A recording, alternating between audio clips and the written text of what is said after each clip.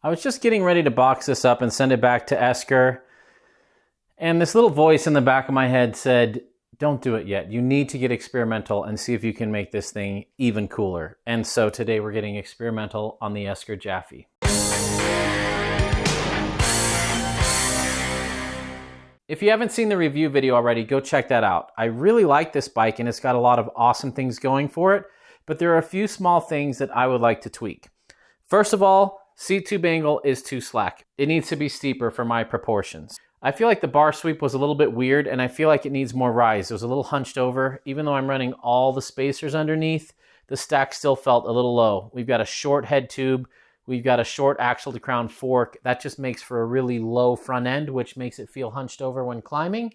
And in long days on the saddle, that really wears you out and hurts your back. So if I can steepen up that seat angle, raise the stack a little bit, or effective stack, by running a taller bar, I'm gonna run a little bit narrower bar, I'm gonna run bigger brakes, and I'm gonna try some different wheels on this to see if it could potentially be like a dream bike packing rig. Because I don't need a super slack bike for bike packing. I think 66, 67 degree head angles right in the sweet spot. And this had a real nice calm riding feel. I just want to fix that cockpit setup. And yeah, and I want to go with wider rims. So we're going to get a little bit experimental today. So I've got two sets of 29 plus wheels I need to review anyway. And this is the perfect rig to review them on. So I'm trying to decide which ones to go with, the 45i Icans F945s or the 43i GTL bike. These are 2.8s. Let's throw both on the frame and see what clearance looks like. Here's where our chain stays are set up. And Esker says that this will fit 2.8s. These are 2.8s. We probably got 5 mil clearance on each side. That's plenty for me. And then in here, we got about 5 mil clearance as well. That's about as close as we can get on these. But we know that 2.8s are different when they're on narrow rims. So these are running Terrene McFly tough casings, 29 by 2.8s, but this is a 30i rim, which usually makes the tires measure a little bit narrower. It's too bad to have a 2.8 and waste so much of it on, a narrow rim. So let's see if a wider rim solves anything. You either love tan walls or you hate them. I think Terravale's got the best looking tan walls on the market. There's definitely more tire volume on these tires. So this is the narrowest rim I'd want to run with a 2.8. It's a 43i. Let's see if it clears. Does not clear. So that just goes to show that even though specs say it fits a 2.8, it fits a 2.8 on a narrow rim, and these 2.8s are noticeably wider. Oh, that looks cool though. So right in here, we've got maybe 2 mil. Over here on the non-drive side, it rubs every now and then. Now let's be honest, there's a lot going on in this area of a bike. We've got the chainring, we've got a bottom bracket, we've got a seat post, and we need some metal here for the seat stays. And we're trying to fit a super wide tire in there. This is one of the hardest things to do, is make a short chainstay 29 plus frame. So we're gonna have to pull this back a little to get a little more clearance. Fortunately, these dropouts are real easy to adjust. Loosen these two. Little 3 mil back here. Give that a full rotation. You got brake rubbing, but no frame rubbing. That gained me a couple mil. I'm going to pull it back a little more. Now Esker claims these can fit a 3.0, slid all the way back. No knobs rubbing. Oh, I love this silent Onyx hub. This is going to be cool. All right, I'm going to throw the other wheel on, see where we have to put it to make 3.0s fit. If you live in the UK, this would not be enough clearance for you with mud. Man, this is a light wheel set. I don't have the cassette on right now, so we're just sizing it up. So this is a 45i rim. Is rubbing everywhere. We're rubbing up here and down here. So that's a true 3.0. So when I think 29 plus, like being able to fit a 3.0 in there would be pretty awesome. I think the only way they're going to do that is to go with a flat chainstay yoke instead of a tube like this. Let's see how much we got to move this back though. A lot of companies will claim it'll fit a 3.0, but then when it comes time to actually put one in, they don't quite clear. And maybe they're trying 3.0s on a 30i rim, which would be awful. Okay, let's max these out. It's a fun experiment. Word of caution, never spin the wheel when you're on the non-drive side. You can easily chop your finger off with the disc rotor. Ooh, I don't know if I would advertise this as fitting 29 by 3.0s. Even with this chain stays all the way back. I've got 1 mil clearance. Interestingly, there's more clearance up above. Ooh, that is awfully close. I mean, technically it's not rubbing, but I actually feel like the Ragley Big Al has more clearance in there, and they have significantly shorter chain stays. Let me show you what I'm seeing. So we've got the dropouts all the way back, and here's where our clearance is. We've got maybe 2 mils there. So little clearance. Same with over here. Even less down in there. I think I need to pull it that way just a tad. It'll get by, but they're gonna rub. Well, I gotta review these wheels, and this is my only 29 plus bike at the moment. So this is gonna be how I have to review them. But there's a significant difference between a 3.0 and the 2.8. This 2.8 looks like a 2.5 maybe compared to this. There's just an enormous volume difference. And running that wider rim is so nice. It gives the true benefit of 29 plus. So does it fit? Technically, I wouldn't be comfortable telling people it fits a 3.0. The wheel's gonna flex. You're gonna get some rub on the chain stays. Not the end of the world. When you ride a lot of bikes as much as I do, these are tools to get out and have fun for me. Not necessarily, I don't know. I mean, you want your investment to look good and you want to take care of it, but I don't know. I don't care too much if my bike has wear marks. I think it's kind of cool, as long as it's not hurting anything. So here's some more experimenting for you guys. Part of running a YouTube channel where I review bikes is having a million different standards so that everything works together when I get experimental. Man, that's a light wheel. So here's a little tip.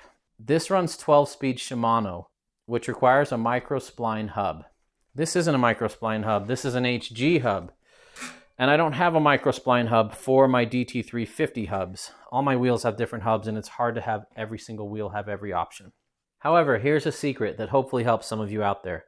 SRAM Eagle does work with Shimano 12-speed. Shimano will tell you it won't, and SRAM tells you it won't, but it does. They're close enough. They're like 0.1 millimeter apart between some of these. But I don't have an XD driver either for this. However, the NX Eagle cassette is for an HG driver. So I can run NX Eagle. This is the SRAM PG 1230. A little bit heavy, but it's going to work. I'm going to pop it on here. Then I don't have to change shifters and all that, and I can still run it with the Dior 12-speed.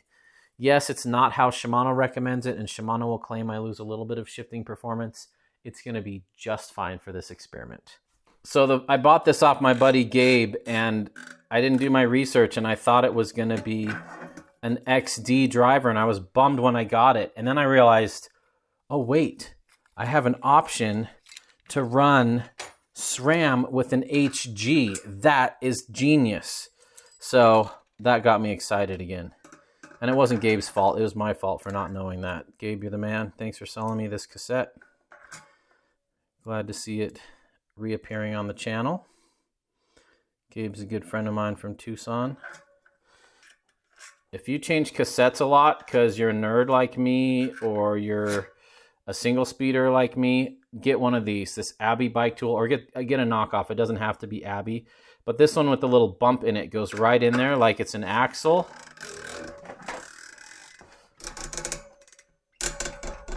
Oh, love this tool.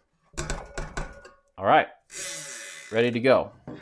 So I think this NX driver is one of the best kept secrets in the bike industry, that even with an old HG hub standard, which I prefer, especially for single speed, and because my Micro Shift Advent X runs that.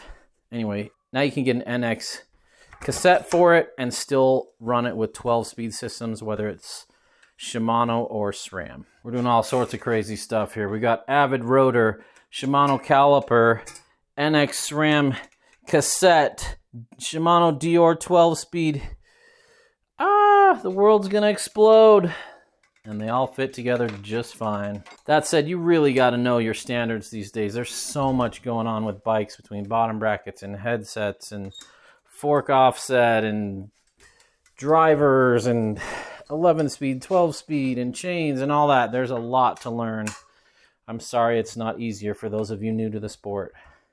I have a feeling we're going to get some rub on the frame on the ride.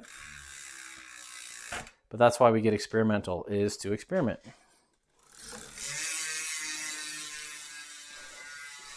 Cool, rotor's not even rubbing. All right, that's the 29 by 3.0. We got super long chain stays now, but that's what was required to fit that in there. Let's mess with the front a bit. I'm super bummed at this Marzocchi Bomber Z2. The rebound knob broke off. I don't know when, I don't know how. I never took this on anything remotely spicy, but I went to adjust the rebound the other day and the knob was completely gone. It sheared off inside of there. This is not my first Fox product to have a rebound knob break off. My wife's broke off on her Stepcast 34 and it was a $350 fix to get that changed. That really made me unhappy. All right, here's the ICANN front tire. We're running a Bontrager SE4. That stands for Super Enduro. It's the tough casing, but these are still surprisingly light for a tough casing 3.0. Now we're going to run into a problem here. The 200 mil rotor on here does not fit this bike. One big downside to the Bomber Z2 is it comes with a 160 mil post mount. Nobody's running 160 in the front anymore, unless you're just an XC guy, and maybe some XC guys are running these Z2s, but I really wish this came with 180 ready. Then I could just run a 20 mil adapter to get my 200 on there. With big tires and big wheels, there's a lot of rolling mass, and I really like the bigger rotors, especially for bike packing when you got a heavy bike. So I'm gonna put a 40 mil adapter on here and get this brake working. I always try to make my videos educational, so even if you aren't interested in the product I'm reviewing, by watching my video, I hope you will learn something that will help you in the future. I just called Absolute Bikes, my local shop, and they've got the brake adapter I need, so I can run 200 mil on this. Oh, there's so much clearance on the Z2 for a 29 plus. I gotta show you this. Well done, Marzocchi. It doesn't look like much because this tire's so massive. I can fit my thumb in all around it, so they've done a fantastic job with tons of clearance for 29 by 3.0. All right, so now we're running full 3.0 tires. Nothing's rubbing. What I gotta fix next is the cockpit. The stack's too low for my taste. I'd like to raise them up. Stack measures how high the bars are in relation to the bottom bracket. So how high up are they? I love a super tall stack. It's just my preference. Everybody's different. A short stack really helps XC guys when they want to get over the front on a really steep climb and weight that front and keep it from lifting up. But I feel like on the steep downhills, a short stack really has you over the front. And I also feel hunched over when the stack's low. When it's up, I feel like I have a more upright riding position, and that's what I like. Everybody's different. I'm gonna go with a shorter stem, a 40 mil stem, and a higher rise bar to pull the bars up and back a bit. For the stem, we're going with a 9.8 stout, a 40 mil stem, so that's gonna bring it back a bit. I measured this with my calipers. It's actually 55 mil, but they claim it's a 50 mil stem. Kind of interesting. For the bars, we're going with the Whiskey Carbon 40 mil rise. Whiskey bars are very comfortable. They're up there with my 1UP carbon bars. I really like these. I'm going to put a link to these in the description. These are cut to 460, so they're slightly narrower, which I wanted anyway, and they're going to raise up that stack just enough to make a difference. My Banshee Paradox has completely ruined me. That bike has a huge stack measurement, and I've gotten so used to it. It is so comfortable and gives me so much confidence, and I love, love, love that tall stack. So everything feels like it has short stack on it these days, but this one does have a relatively short stack compared to most bikes. Man, these bars are so light. The look of these whiskeys is kind of interesting, but I love the rise of them. Okay, this frame is special enough that all of this work is definitely worth it. It's a pretty cool frame, and I think it could be a top contender for a bike packing rig for me if I can get this ride feel dialed. For grips, we're going with my favorites, the Ergon GD1. It's a downhill grip, but I find it fits me perfect for all around riding. I love the profile, and I don't have to grip very hard. It's so grippy, I just can relax on the bars a little bit more. I highly recommend these. All right, cockpit's dialed. Shorter stem, higher rise. That's gonna fix the stack, put it where I want it. Beautiful. The last thing to fix is the seat angle. And that's impossible to do. You have to cut this tube out and re-weld it, which basically involves making a whole new frame. However, we can change the effective seat tube angle. One way to do that is to slide your seat all the way forward in the rails. I've done that. It's still not as much as I would like. So we are going to swap this post out for a 9.8 Fall Line R and run the forehead on it. That's going to shift it forward even another inch. Let me show you what I'm talking about. So I've got a whole video dedicated to the Fall Line R and the offset forehead and how it moves your saddle forward and changes your effective seat angle. If you haven't seen that already, pop over there and watch that so it'll make a lot more sense what I'm doing here. One of my least favorite things in the world is messing around with droppers and installing and uninstalling them. Even though I'm only going to get 1 or 2 rides on this, and then I'll have to put it all back to stock and send it back to Esker, it's going to be worth it because this is really a sweet riding frame. In here you can see the black ED coating that Esker puts in so that they don't corrode. Another really cool thing about this dropper is that the cable screws into it so that when you raise your saddle, you can't pull the housing out of the dropper and get your dropper all messed up. I hate that on so many dropper designs. When you lift it up, you lose all of that. Oh, cool. We got even more insertion with this than we did with the SDG saddle. So I've got even more range to play with here. I wonder if I could go with an even longer dropper. Might have to experiment with that another day. You can definitely see how it's shifted the saddle forward a good amount. And we still have another inch or so we can play with that. Ooh, this will be fun. Okay, everything's ready. We've got the steeper effective seat tube angle.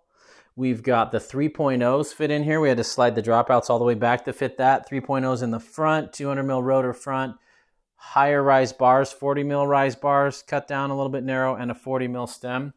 Now it's time to take this thing out on the trail and see if I improved it or made it worse. This is going to be interesting. Thanks for getting experimental with me. There's a party in the mountains and you're invited.